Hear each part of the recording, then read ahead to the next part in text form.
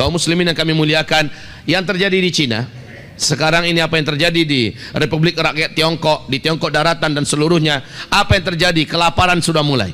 Makanan-makanan busuk sudah mulai dikonsumsi karena sudah tidak ada lagi. Hewan ternak mati Pak dalam jumlah yang tak terkira-kira. Di Cina sana mati hewan ternak. Sebab apa matinya?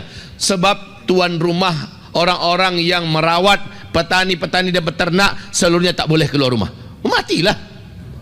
Berapa banyak jutanya sapi-sapi yang mati, babi-babi yang mati, anjing-anjing yang mati, kerbau-kerbau yang mati, ayam-ayam yang mati, ternak-ternak semuanya pada mati, kaum muslimin yang kami muliakan.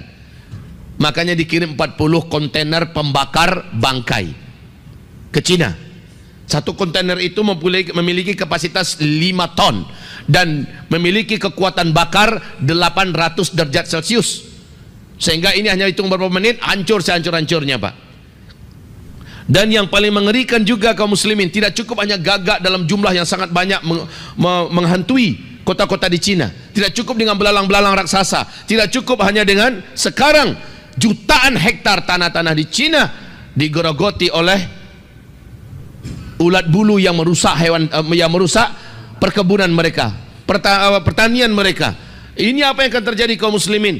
Petaka demi petaka berlapis-lapis datang. Dan sekarang bukan hanya Cina, mewabah ke negara sebelahnya, ke negeri tetangga, dan akan menjadi kelaparan yang akan mensifatkan kelaparan global. Dan ini sekali lagi akan menyebabkan hadis Sahih Bukhari dan Muslim terwujud. Apa kata Nabi? Pada akhirnya nanti di akhir zaman menjelang kiamat, tetangga tega mendatangi tetangganya karena lapar, karena perut yang sangat tersiksa kelaparannya, dia bunuh tetangganya yang dulu adalah sahabatnya demi memperebutkan sepotong roti dari tetangganya. Ini puncak mengerikan Pak. Saya tak tahu macam mana Bapak Ibu akan bertahan. Kita tinggal di tengah kota, ya, yang kota tersebut kita nggak tahu tetangga kita ini orang beriman atau tidak. Hanya orang beriman yang tak berani membunuh tetangganya sendiri. Hanya orang beriman yang akan melindungi dirinya, keluarganya dan tetangganya. Makanya di akhir zaman, apa yang ditawarkan Nabi dulu, kita mulai mempersiapkan kampung-kampung akhir zaman. Tapi ini jangan dibisniskan pula. Persiapkan kampung-kampung akhir zaman, di mana yang boleh mengisi kampung-kampung itu hanyalah orang-orang beriman, orang-orang yang takut kepada Allah, orang-orang soleh. Sebab Dajjal ketika lepas dia hanya akan mendatangi kota-kota sambil membawa gunungan makanan, menawarkan makanan bagi siapa yang mau. Syaratnya sembah dia. Di samping dia mampu mengatraksikan kemampuan-kemampuan yang tidak ada teknologi bumi ini yang bisa melakukannya. Dia menunjuk ke langit yang sudah lama tak berawan, tak lama menurunkan hujan, maka dia pun menurunkan hujan. Dia tunjuk ke arah bumi, bumi-bumi yang sudah tandus karena kemarau yang panjang, kelaparan yang dahsyat, maka hujan pun turun di sana. Bumi tersebut menjadi subur langsung seperti disulap Pak. Rumput-rumput tumbuh, hewan ternak yang sudah menjadi tulang belulang kembali berbungkus daging, dan bangkitlah hewan itu sambil mengeluarkan suara mereka masing-masing. Lalu Dajjal mengatakan, "Saya Tuhan kalian." Bahkan Dajjal menunjuk ke arah kuburan, di mana orang-orang yang dikubur di sana dibangkitkannya. Kata Rasulullah, semua yang bangkit itu adalah setan-setan yang menjelma dalam wujud manusia yang dulu meninggal dan dikuburkan di sana. Bukanlah orang-orang yang betul-betul sudah mati yang dibangkitkannya, tapi setan-setan yang menjelma dalam wujud manusia. Lalu Dajjal mengklaim dirinya adalah Tuhan.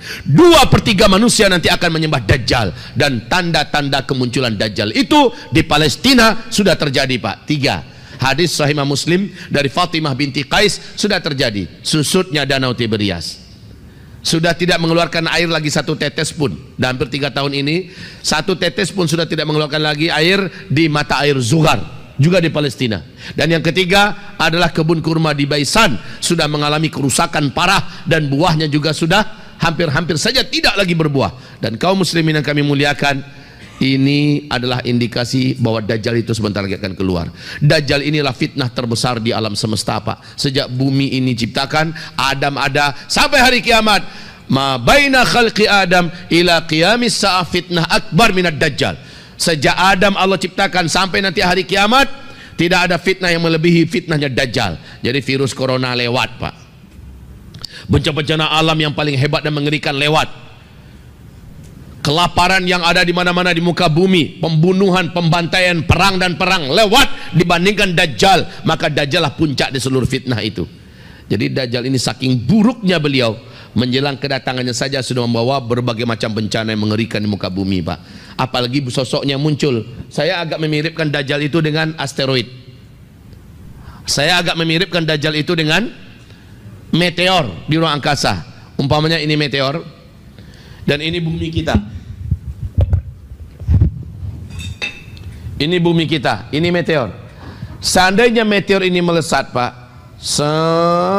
nggak usah kena bumi, nggak usah, cukup mendekati bumi. Meteor ini garis diameternya 1 atau 2 kilo saja umpamanya, mendekati bumi. Semakin dia dekat ke bumi, maka semakin banyak petaka yang terjadi di bumi.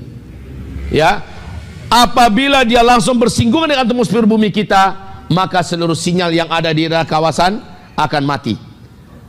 Cuaca akan mengalami perubahan ekstrim, air laut akan mengamuk, bumi akan gempa di mana-mana, mungkin gunung-gunung akan meletus, Pak. Padahal itu baru bersinggungan dengan atmosfer. Bagaimana kalau dia menghantam langsung? Dan di akhir zaman hantaman ini akan terjadi, kata Nabi. Rasulullah bersabda, fi hadhil ummah khasfun. Sedangkan mendekat saja sudah berbahaya buat bumi, bagaimana dia langsung menghantam bumi? Tapi Nabi berkata, fi hadhil ummah khasfun wa maskhun wa qadhfun. Qala rajulun minal muslimin wa mata dzaka ya Rasulullah? Qal idza dhaharatil qainat wal ma'azif wasyuribatil khumur. Apabila nanti di akhir zaman, kata Rasulullah, kalian semua akan menyaksikan, akan mengalami banyaknya terjadi hantaman meteor menabrak bumi, hujan meteor, qadhfun wa maskhun fi hadhil ma khasfun. Khasfun itu apa? Banyak nanti negeri-negeri yang tenggelam, likuifaksi, air laut nanti tenggelam dan naik menutupi kota-kota di pinggiran pantai. Akan banyak kota-kota besar di pinggiran pantai di muka bumi ini hilang, Pak. Khasaf. Dan akan banyak wajah-wajah yang berubah. Wa mata dzak ya Rasulullah? Kapan itu kejadiannya ya Rasulullah? Nabi menjawab, bila kalian telah melakukan 3 perkara ini. Dan wallahi 3 perkara ini sudah kita lakukan. Yang kita itu siapa? Saya nggak cerita Indonesia, saya tidak cerita Asia Tenggara, Asia Tengah, saya tidak cerita Pak Afrika, Eropa, Amerika, Australia, saya tidak cerita itu. Yang saya ceritakan adalah negeri penjunjung tinggi syariat Islam, Arab Saudi. Apabila Arab Saudi sudah melakukan 3 perkara ini, maka meteor tunggulah akan menghantam bumi kalian. Apa 3 perkara ini? Idza zaharatil qainat, apabila telah bermunculan penyanyi-penyanyi wanita melenggang-lenggok di depan manusia. Sudah dihadirkan dari mana-mana. Sudah oleh Arab Saudi apa belum? Yang kedua, wal ma'azif, apabila alat-alat musik, apabila musik sudah kamu sukai, kamu cintai, kamu hadirkan, kamu gelar di mana-mana. Di Arab Saudi sudah apa belum? Mengerikan, Pak, malah. Yang ketiga, wasyuribatil khumur, apabila barang-barang memabukkan, minuman-minuman memabukkan sudah menyebar dan beredar, dan kamu sudah merasa aman, tos-tosan, barang memabukkan, ya, barang-barang memabukkan sudah beredar di mana-mana. Di Arab Saudi ini sudah terjadi, Pak, khususnya 4 tahun belakangan ini. Maka pada masa itu tunggulah, petaka besar akan terjadi. Dan kita sedang di gerbang itu. Bukan akan lagi, tapi sedang di gerbang itu. Udah nyampe di gerbang itu kita sekarang. Maka demi Allah Bapak Ibu, bukan tugas saya nih nakut-nakutin. Nggak enak nakut-nakutin orang tuh. Saya juga berdebar-debar ini, ya. Kenapa saya ngungsi jauh? No, ke kampung pedalaman, sehingga Gus Nur datang geleng-geleng kepala. Apa kata beliau? Kalau bukan Ustaz Zulkifli Muhammad Ali nggak akan sanggup tinggal di sini. Mendarat Bapak di Padang, Bapak menuju ke lokasi Bukit Tinggi 2,5 jam. Nanti dari Bukit Tinggi itu ke lokasi saya jalan raya, ya, ada 1/2 jam lagi. Nanti dari situ ada simpang 4, Pak, sebelah kirinya namanya simpang Batu Ampar. Bapak belok kiri, nanti itu udah jalan kecil, Pak, menurun, mendaki, berkelok, ya. Jalannya kecil sampai ke atas bukit, dan di situ daerahnya indah minta ampun, airnya melimpah ruah, tanahnya subur, ya. Nah, di sana saya tinggal, pesantren kita bangun di situ. Ini menjadi kampus ketiga saya. Alhamdulillah Allah kasih kita tanah lumayan banyak, lumayan besar. Alhamdulillah kaum muslimin. Ngapain saya di sana? Antisipasi, kata Rasulullah ketika Dajjal datang. Seluruh negeri saat itu di muka bumi, seluruh daratan bumi di mana-mana kering kerontang karena kemarau melanda secara ekstrim di seluruh dunia. Orang-orang pada kelaparan, orang-orang pada brutal dan beringas, dan banyak yang putus asa hidup. Ketika nanti Dajjal datang, dia menawarkan kehidupan, dia menawarkan makanan, dan dia mengatrasikan dan mendemonstrasikan kemampuan-kemampuan dahsyat di mana seluruh setan mendukungnya.